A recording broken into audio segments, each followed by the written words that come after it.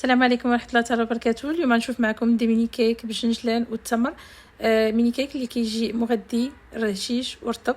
بالنسبه للمقادير غادي نحتاجو 150 غرام ديال دقيق الفورس، واحد خميره كيماويه، واحد سكر فانيلا، 50 غرام ديال الجنجلان اللي نكونوا صهدناه وطحناه، كاس عامر ديال التمر اللي نكونوا قطعناه، 100 غرام ديال الحليب، 120 غرام ديال سكر سنيده، 120 غرام الزيت، جوج بيضات، شويه الملحه، شويه القرفه وسكنجبير للتنسيم.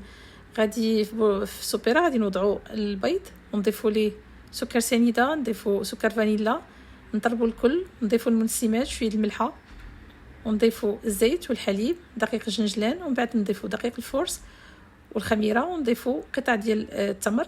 نكونوا من قبل سخنا الفرن على درجه حراره متوسطه، نشعلوا ليه من الفوق لتحت، ونضعوا الخليط في ديكيسات اولا قوالب ديال الكيك، ونخليهم يطيبوا حتى يتحمروا وينتفخوا. تاكلوا بصحتكم وراحتكم. شكرا لكم.